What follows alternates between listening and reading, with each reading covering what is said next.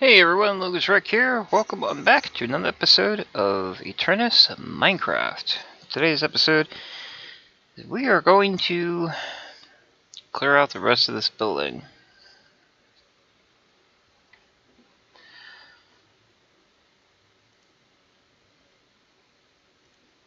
Okay, that was interesting.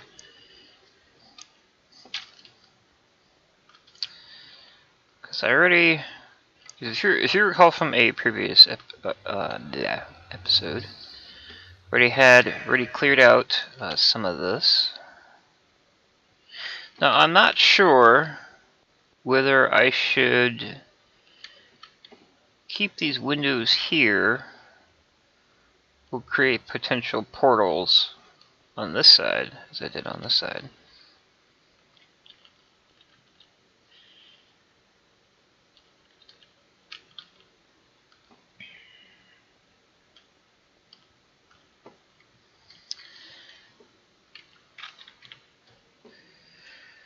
Grab another brick here, another stairs. Oops, oh yes, that's right.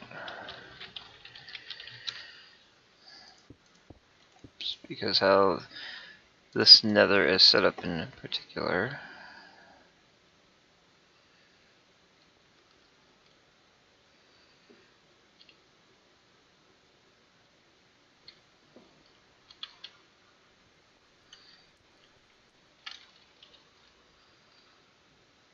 Okay, that one ends over here. This one ends down here.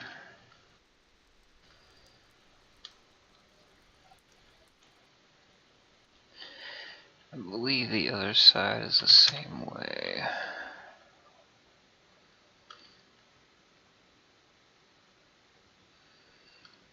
I'm close.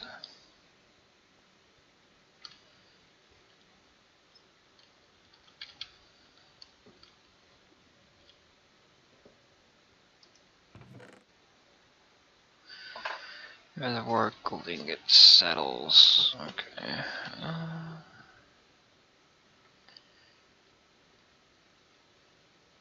Let's take a trip outside.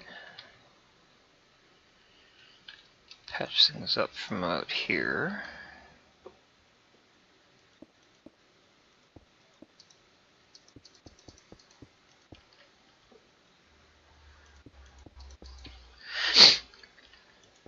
Today's episode is kind of a filler episode. We'll figure out what else to do.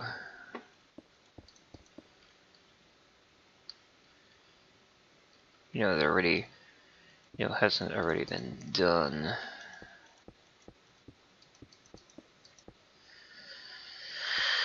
Let's see, because I already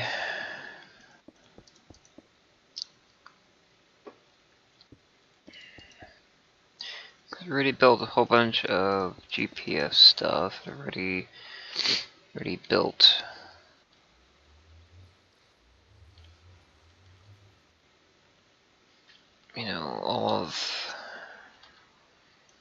all of that stuff.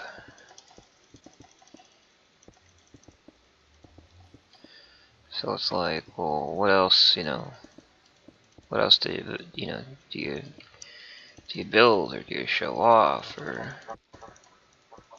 You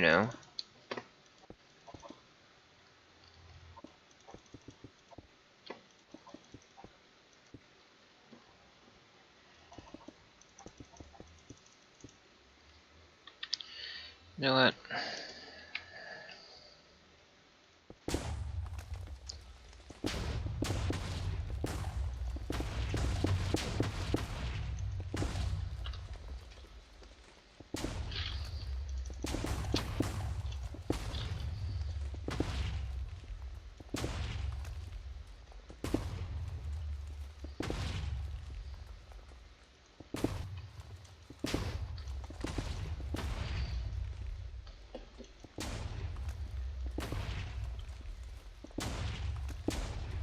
Quick work of this.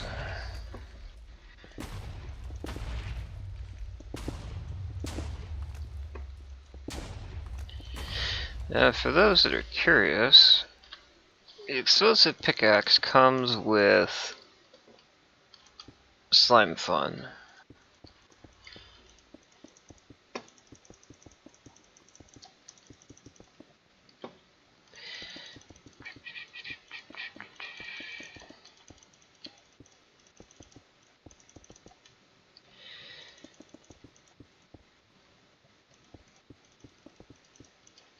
And I've gone over how they're created several times.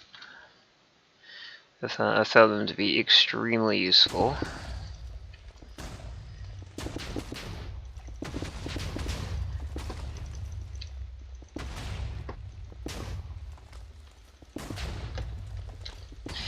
Now, I'm also told that use of the explosive pickaxe will actually lag out some servers,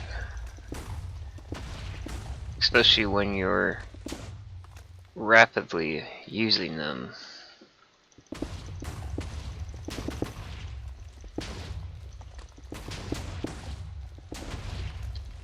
But I have not had any issues with using them on Aternos. So those servers are rock solid.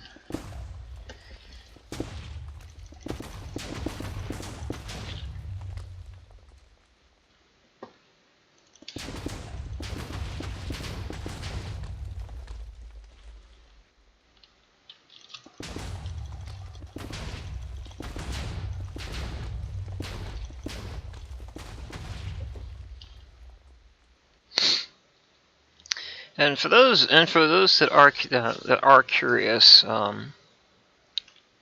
Aternos servers are actual hardware servers. They're not for they're not on a giant virtual machine somewhere. I think that's where the majority of server issues come from. For people that do have those issues.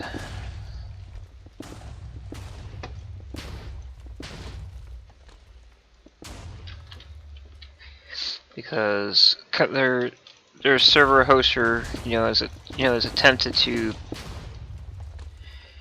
cram 50, 60 server Minecraft servers onto a giant virtual server, and it's like someone's gotta give eventually. It's just just the way it is.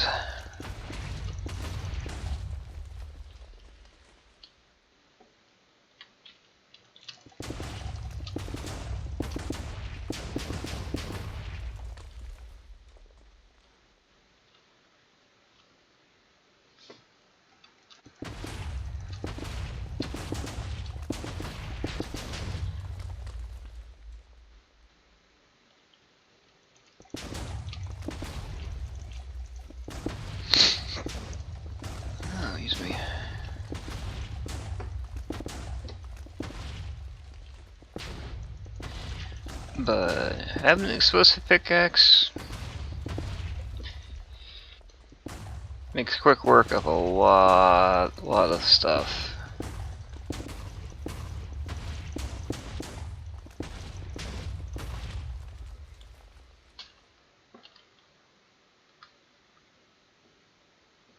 I love my pickaxe.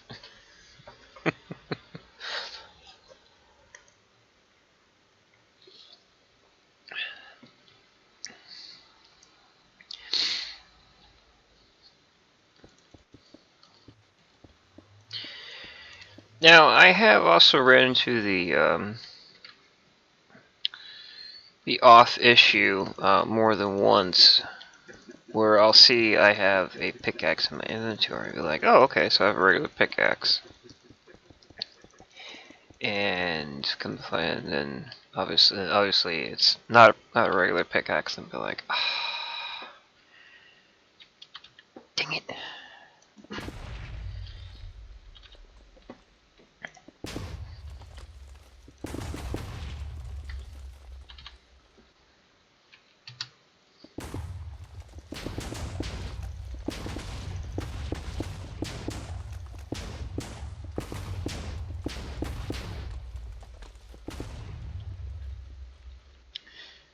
Okay, I want to be careful over here.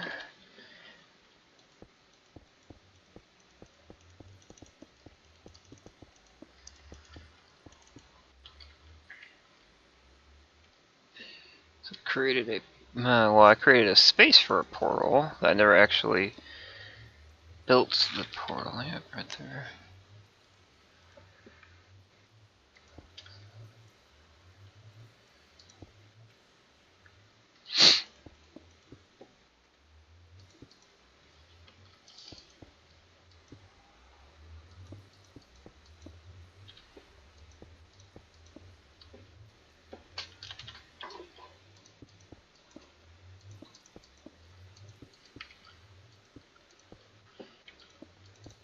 Then I'll run this like this.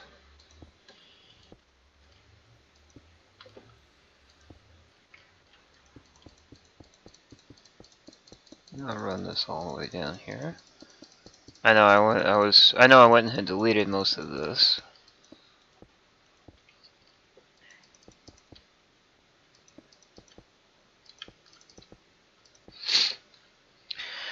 But I really was not sure what I could and what I could not delete.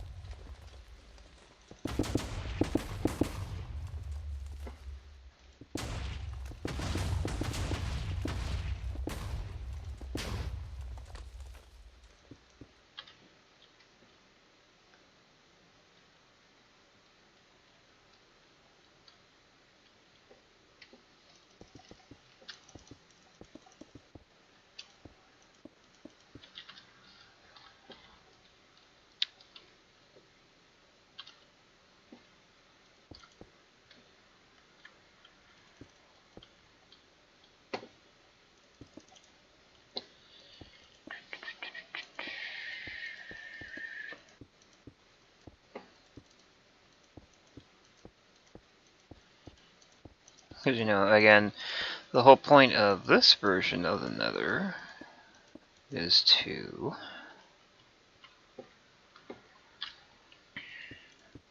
have a teleport point for user created locations. I mean, I could, you know, link everybody up in, you know, in no, whatchamacallit, you know, in the main hub, but that's just,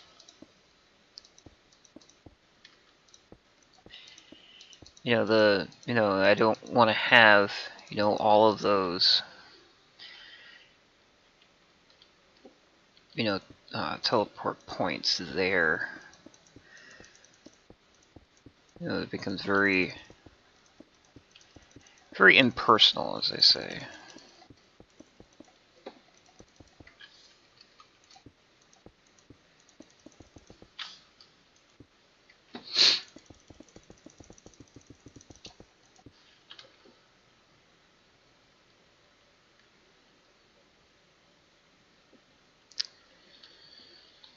Alrighty.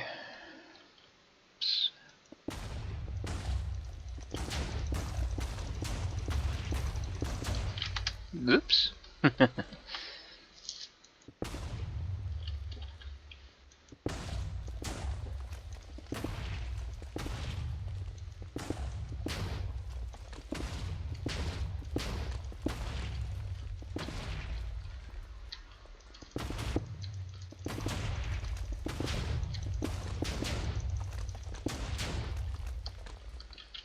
Ah!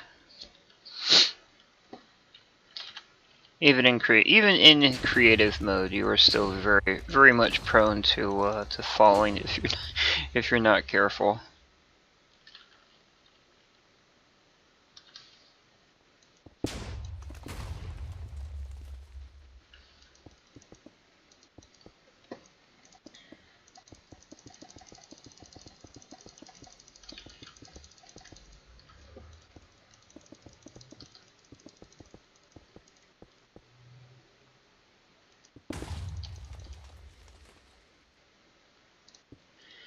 Place that there. Get rid of that.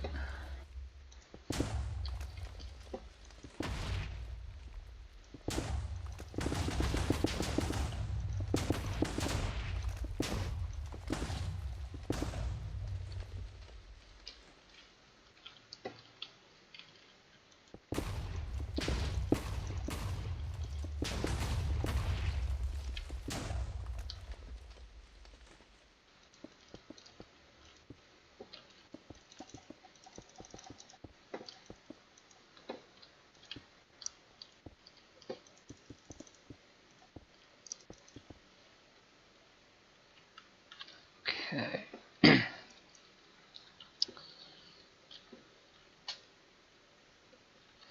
I'm also, I'm also usually more, more talkative. There's a lot of stuff that has gone on recently. That has actually made me question about whether I'm doing, the right thing or not.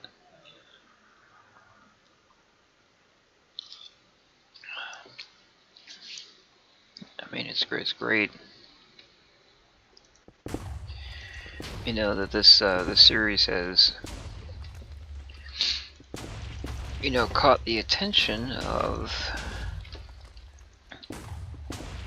the Aternos community.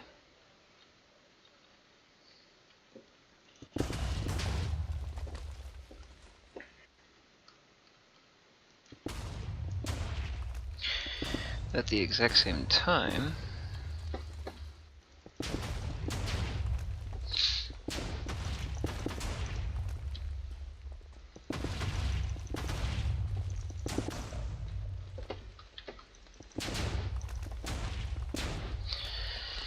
I lost my train of thought.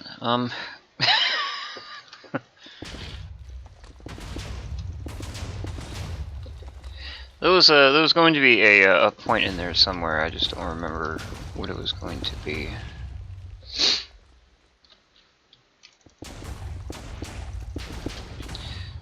Oh yes, because I'm usually more talkative than this. Usually more alive, I guess.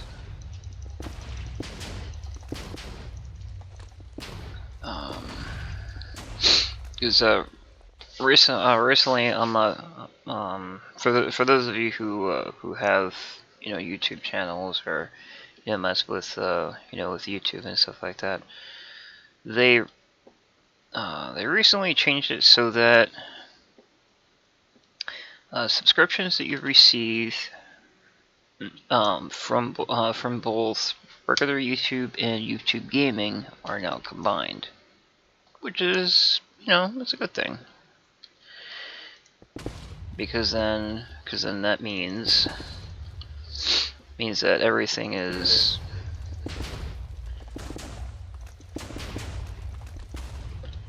everything helps out your channel in general, especially someone like myself who used to use YouTube gaming for obviously live streaming.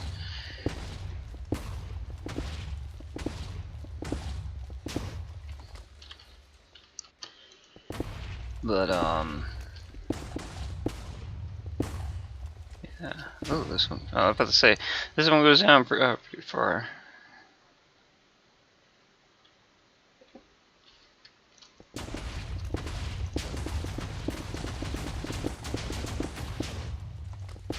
I don't know. Again, there was another point in there. I just, oh god. Yeah, I think I'm slowly starting to lose it.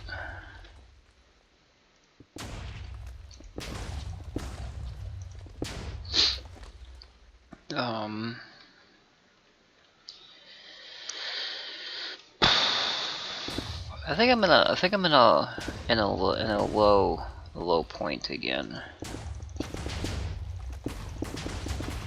You know, in my YouTube career.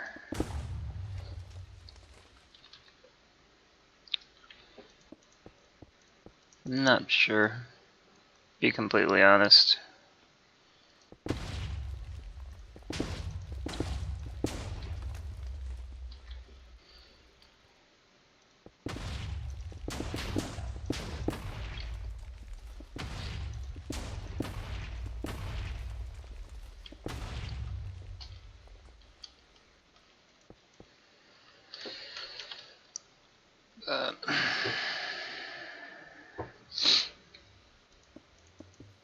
Did I? Oops. Gotta cover that up.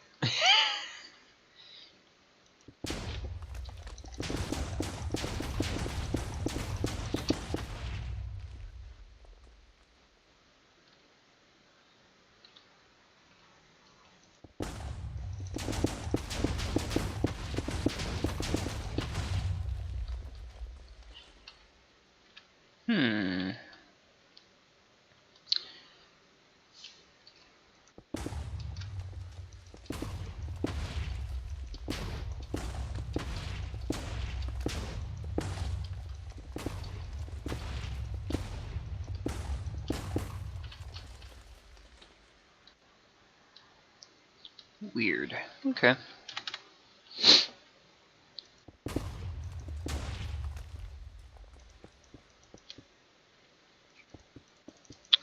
I'll go with it.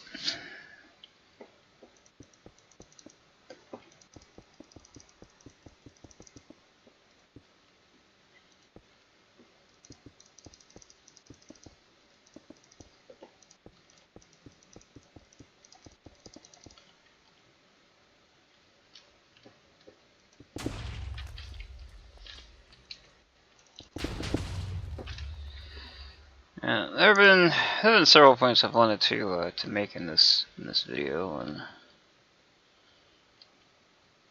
fortunately I haven't been able to make any.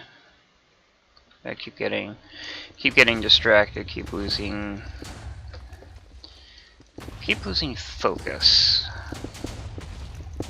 except for what I'm actually doing, and I know that's bad as a as a YouTuber. Shows that I'm either starting to crack, or something else is is going on. I mean, for a little while there, I was doing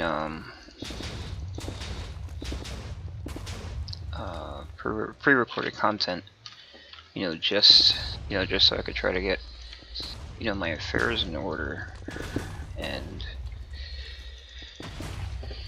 it just didn't. It just seems like I couldn't get stuff situated or taken care of, or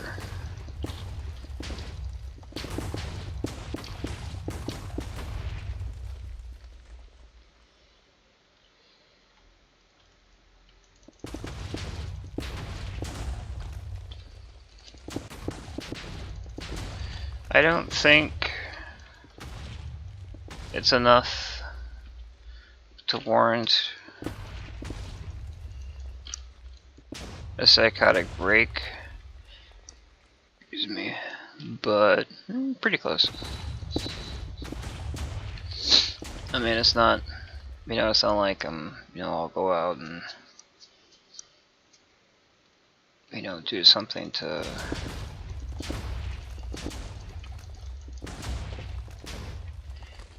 to harm myself or anything. It's just I'll end up getting into these into these highs and lows, and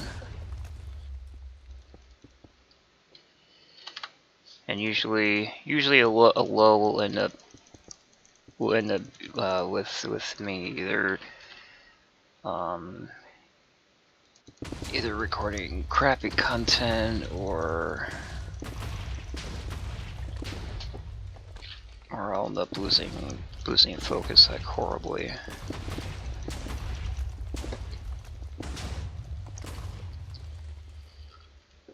But it's never usually, I guess it's never usually anything like too horribly bad.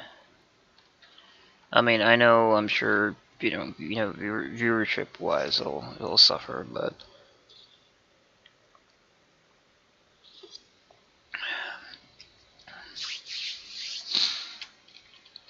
I've suffered viewership wise over various other reasons.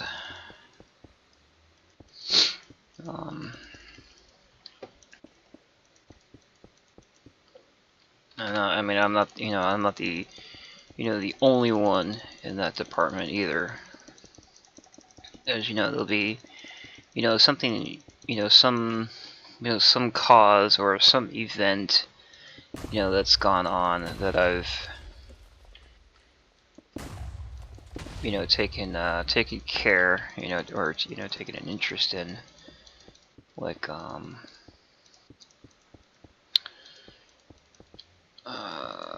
the whole, let's see, when it was a big thing, the whole sofa thing, which then prompted I think it was like Sopa 2 or something like that, and there's a lot of people that that were subscribed to me at that time that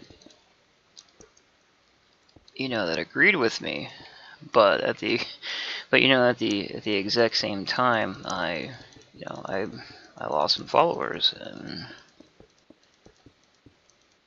I mean that's just normal,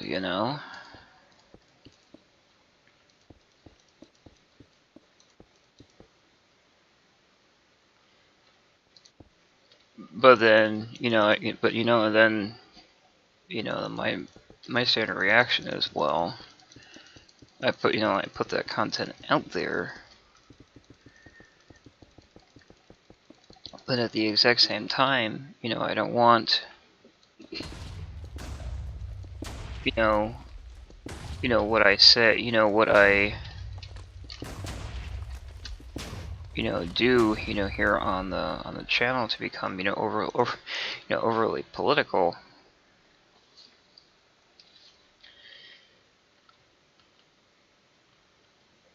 And then I go and do, and do it again. So it's like, I don't know, it's difficult to explain, really.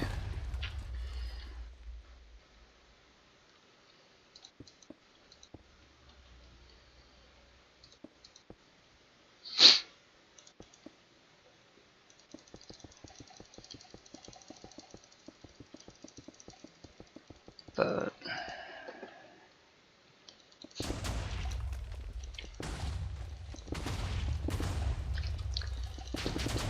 there was another thing that happened not that long ago, where a fellow YouTuber had gotten themselves into an issue where they were asking a owner of a hotel for for a free stay, in exchange for a review, because not a whole lot of hotels are still hip, I guess, or still with it social media wise. And she was and they're like, well, we have our own social media, and oh yeah, and by the way, we're gonna nail you to the wall for it. And it was just like,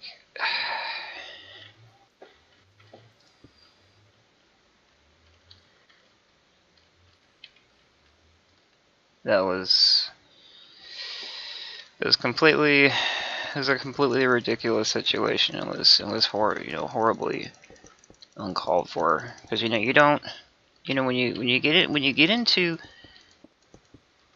doing stuff like that, you don't know what the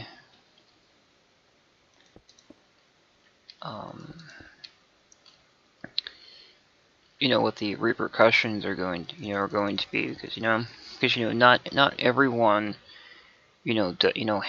does social media. Which was what her understanding was, and it was like, because there are still lots of places here in the States that welcome that kind of stuff, but it was it happened overseas, which further explains things, because I don't want to offend anyone, but certain countries feel that they're superior and can say and do whatever they want and get away with it, or they can act however they they want. I mean, this was the exact same thought process that allowed the UK to separate from the Union.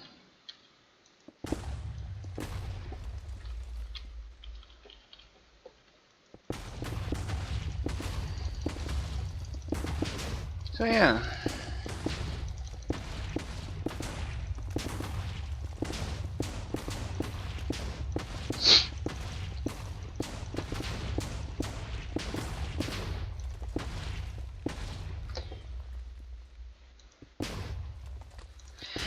And so, something else that that a lot of people don't understand is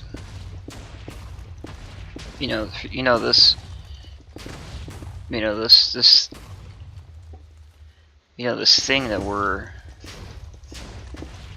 doing, whether it's me making videos, or or that person doing reviews on on places. That's in an era that's so invested in the internet, that's it's become a job. And if you get good enough at it, then it becomes a really good job.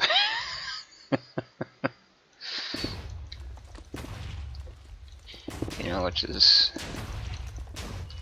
I know of lots of people that they get into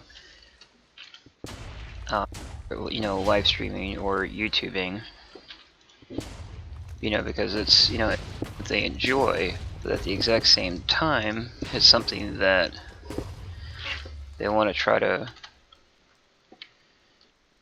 make money from, because either they don't fit with outside society, or they don't have the ability to to do anything else. It's like, well, I have a computer, I have fast internet, I should put that to to good use, and and I'm openly supportive of that, as as any other YouTubers should.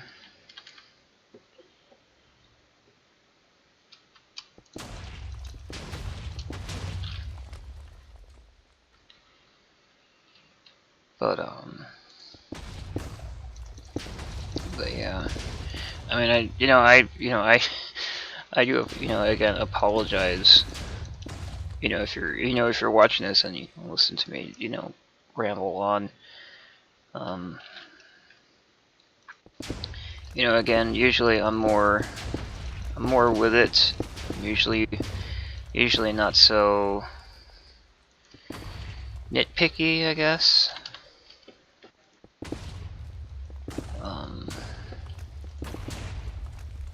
Again, I've had a lot going on. Just like I guess like anybody else. Toys R Us packed it in this week, so a lot of people lost their jobs.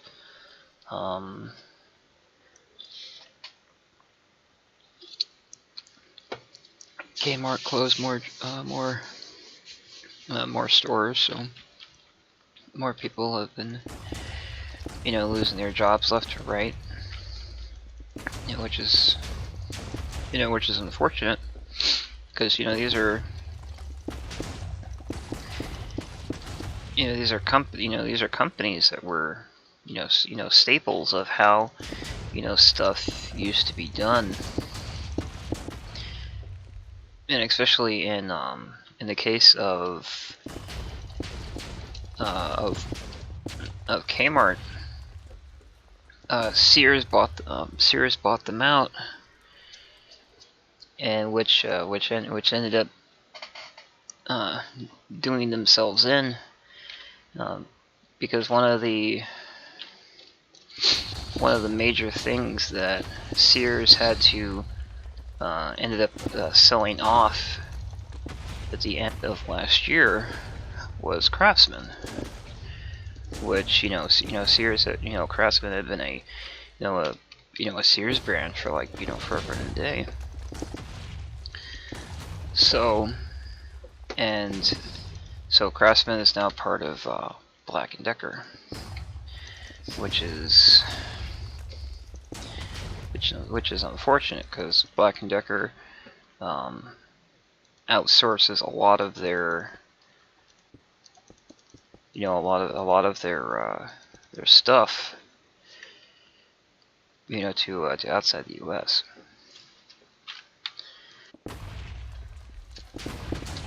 Excuse me.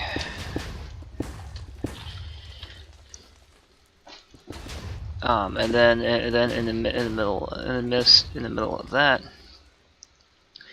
there was some kind of signing ordeal. I don't recall the exact details between Sears, AOL, and Time Warner, and as some of us know, Time Warner was recently purchased by a company called Spectrum, which is it's all fun and dandy. However, the service is still the same, so it's like nothing really changed.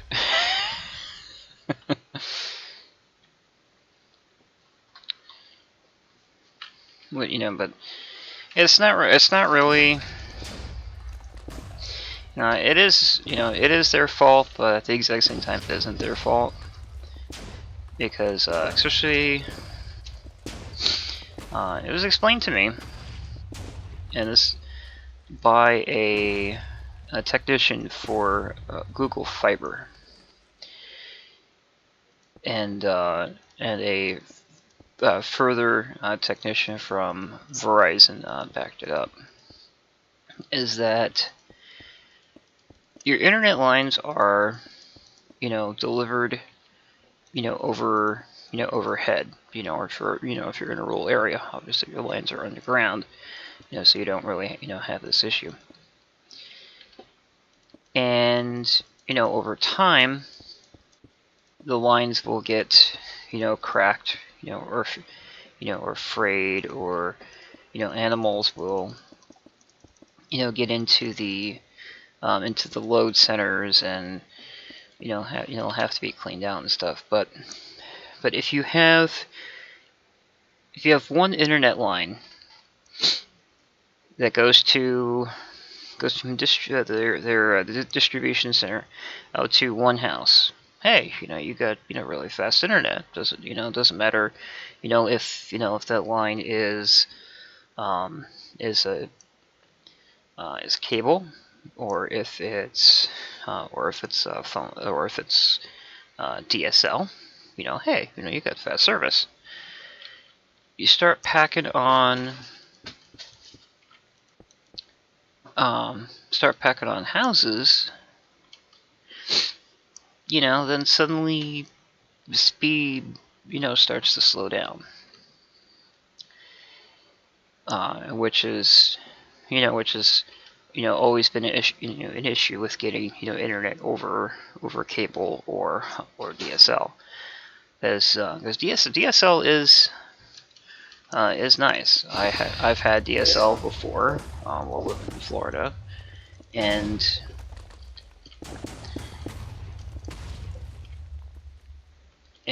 depending upon the area will depend on how good your DSL service is. But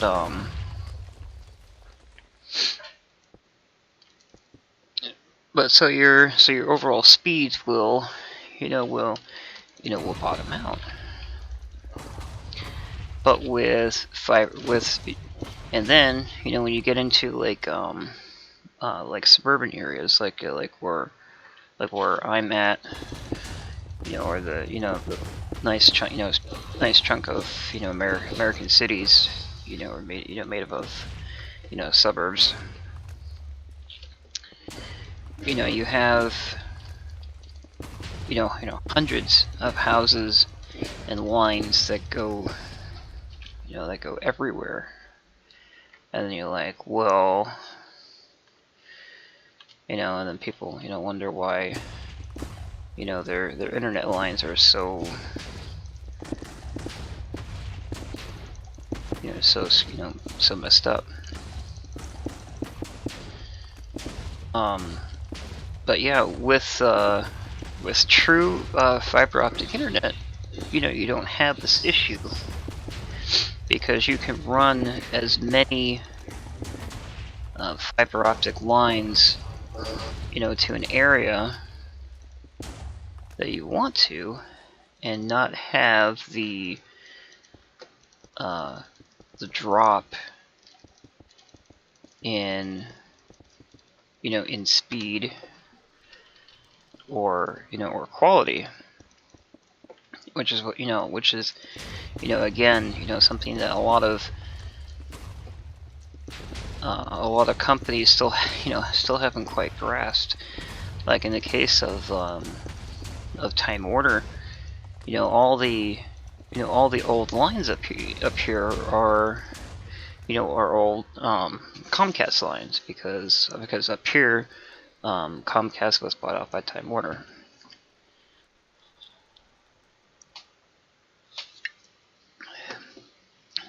And was not able to make the necessary repairs for high load and high efficiency. So by the time Time Warner was bought out by Spectrum, they're up against the exact same thing. And and especially when it comes to which is why I'm thankful for being on, well, I'm not on Google Fiber, but I'm on Fios, and Fios is 100% fiber optic internet. And I'm thankful for being on having that kind of internet. Excuse me, because as the weather as the weather gets colder and fiber optic lines, excuse me again, you know, start to get, you know, colder, you know, then your internet will actually sometimes speed up. It's rare, but you know, just like with computers, you know, if you have your computer situated in a cold room or a low temperature controlled room, your computer will run better, because heat is a killer of computers. However, when it comes to fiber optics, warmth is not bad, but excessive heat is like, you know, because you know fiber optic lines are, you know, strands of, you know, glass, you know, woven into, you know, a line, and well, you know, just like, you know, with anything else, because it's glass, you know, what happens to the glass at, you know, high heat? Well, you know, and the same thing happens to, you know, fiber optic lines. So then by that point, you know, your service is would probably start degrading. But I mean,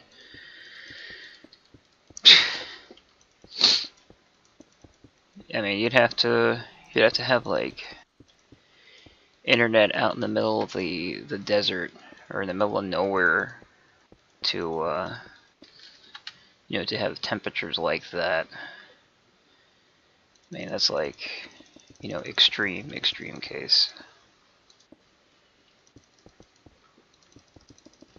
I mean, I can think of, you know, several times that, you know, Time Warner has had to, you know, come out over the years to, you know, to adjust the lines either from their side, or they'll have to go up on the pole and go play around with the distribution box that's up there. And I mean, for a while, Spectrum was offering free switchover, and was aiming it at Verizon customers. And our neighbor had had accepted the switchover, and about a month later had Verizon come back out and rehook them back up. It's kind of funny, actually. But yeah.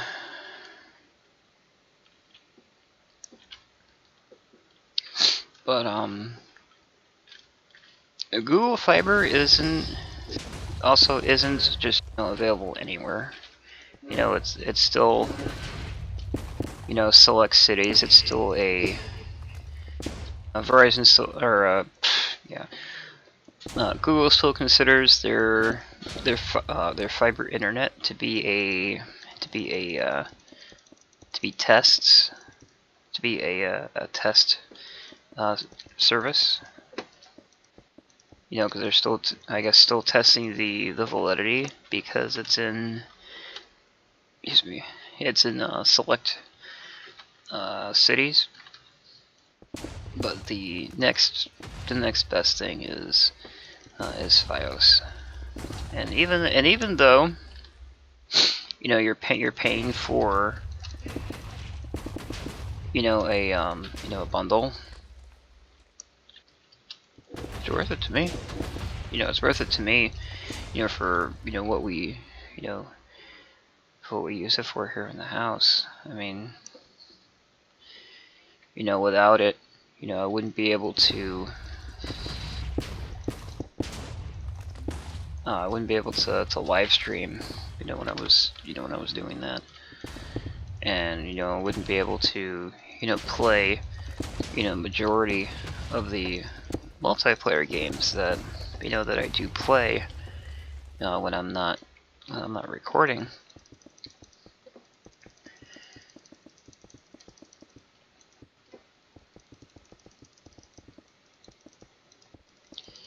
So I mean, it has come in handy.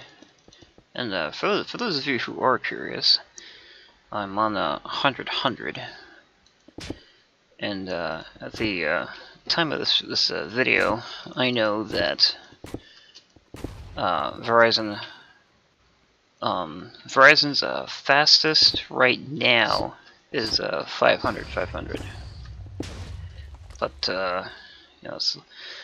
it's a little out of my price range at the moment. I mean, would I love to have 500? Yeah, but I mean, what would I use the all the extra speed for? Well, nothing really.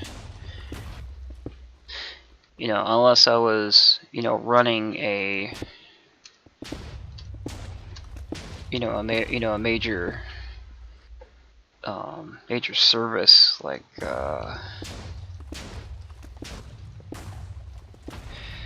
I can't really think of any off the top of my head, but I guess if you're if you're in a situation where you need like lots of speed, then I guess that could work. But yeah.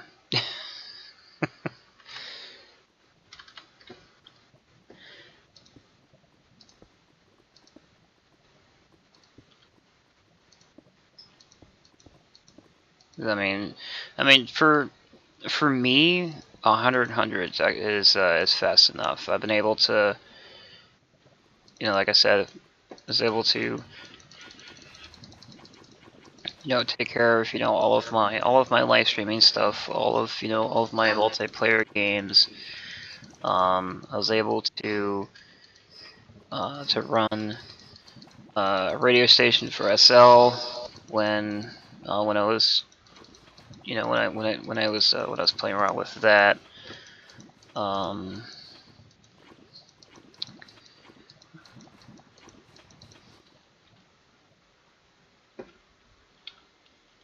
But yeah. So I mean, 100's plenty fast. Anything faster faster than that is just I just don't have a use for, unless again, like, unless I'm trying to run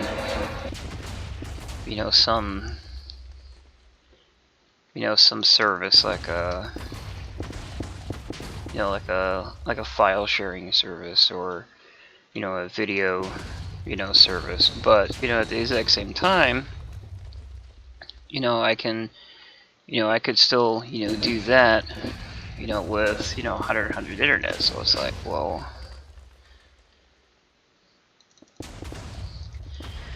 honestly, I think that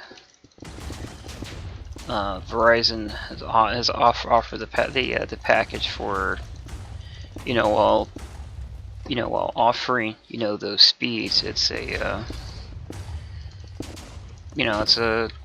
it's a boasting rights thing, because because that's what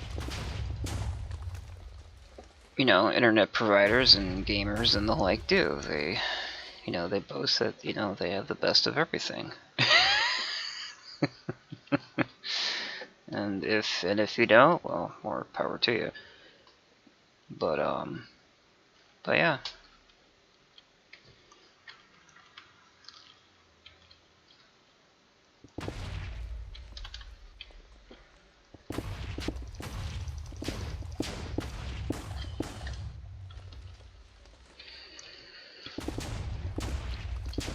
I mean, I was, let's see, when I moved in here,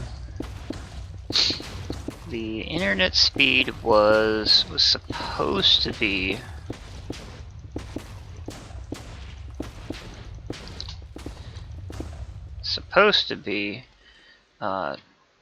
2550, meaning 25 megabit download,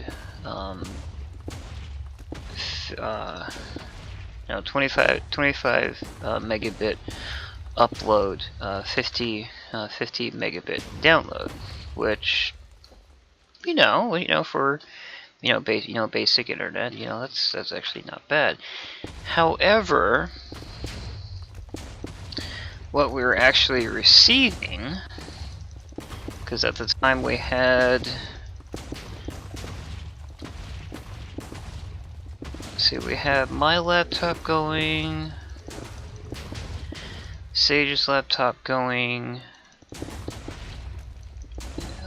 Sage's father's computer going, and we were getting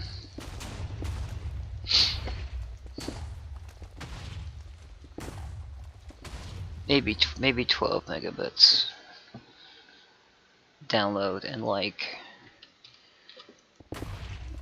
2 megabit upload on a good day. And every call to Time Warner was like, oh, we're sorry, it's your area, and we can do this, and we can do that, or it was ridiculous.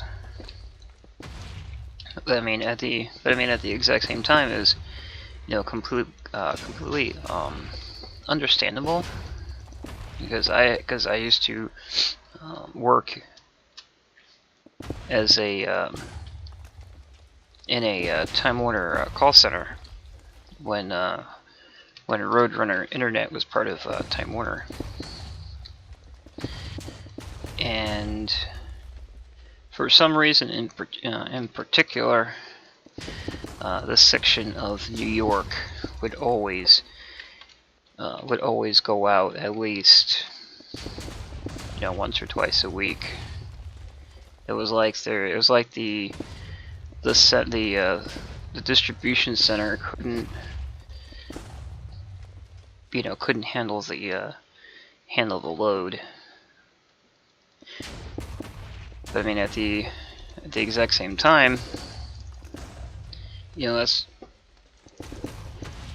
what the matter of fact, there's a section of old Comcast lines out in San Diego that every time it rains, people out there lose their internet.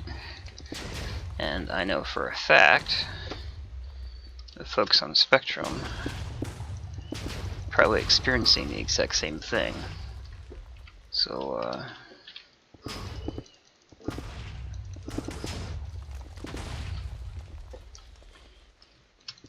but I mean, Verizon's not, Fios isn't everywhere, unfortunately. It'd be nice if it, if it was. I don't think I would mind, if Verizon had the monopoly, on internet, because there is such thing as bad internet, and that's as bad as bad internet as internet gets, I think. I could be wrong. I mean, I remember days of dial-up. I remember the days of, hey, I'm online. Hey.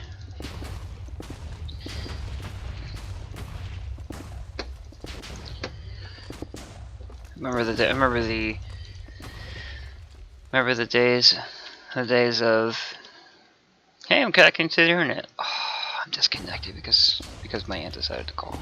You know, or some telemarketer wants to try to, you know, sell me something. But I mean, you know, that's, you know, when you really, you know, stop and think about, you know, how internet has, you know, evolved, you know, from, you know, the days of dial-up.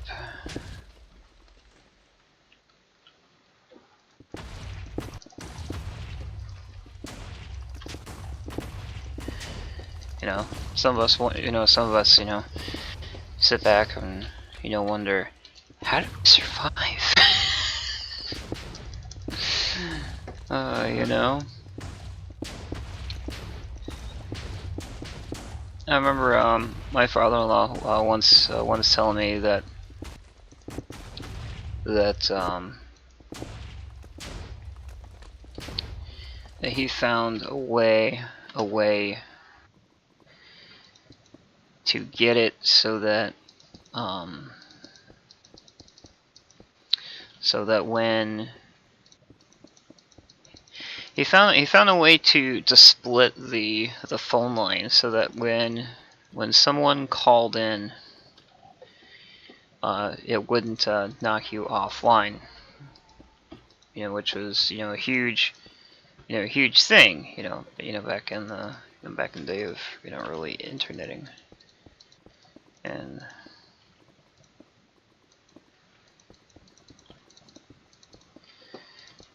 I mean, you know, food for thought. You know, back then, you know, a computer, you know, was pre Pentium, you know, anything, and the largest hard drive was maybe a gig.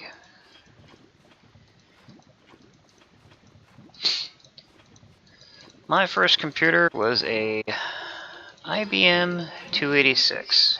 It only ran at 286 megahertz. And the hard drive on it was a 150 meg hard drive, and it was a family gift. And it cost, let's see, cost my dad something like $4,000, because, you know, it was the latest thing on the market, and IBM was you know, experimenting with proprietary hardware, and, you know, didn't know, how these personal computers were going to fare. You know, so, price them high so that, you know, if there was any, issues, that, you know, had, something to, fall back on.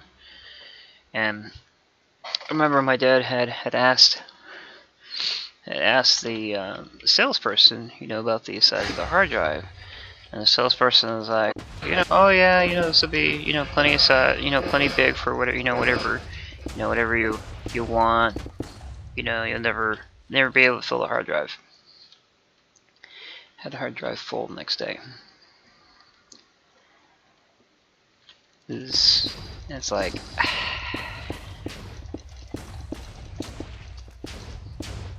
because I mean, even back then, there was a lot of, bloatware, in programming, and it's not like, but I mean, it was a lot of, programming on, an indie scale, and it was actually unheard of. And anyone that, that did, attempt, the indie route, and there was no guides for this stuff, so you had to, literally, sit there and attempt, to teach yourself, how to, how to program. And 9 out of 10 times, stuff was filled with, with bloatware. Code, code that, unnecessary. Let's see, bloatware is code that's that unnecessarily takes up resources.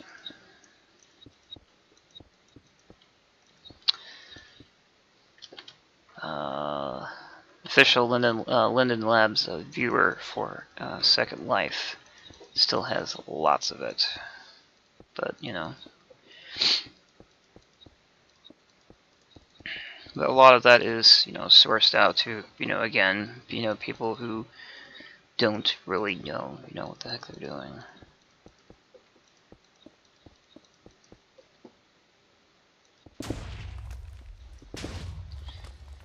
Oh, if I'd only known. That's alright. That's alright.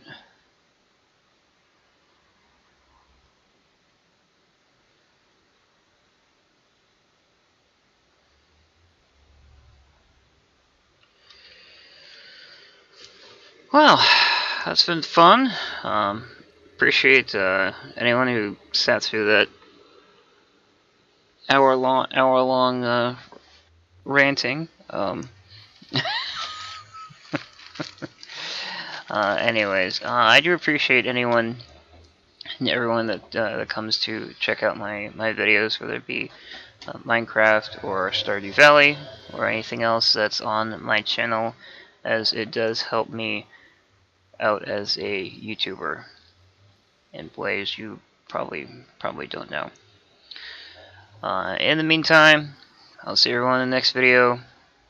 All the important information is in the description below. Take care, everyone.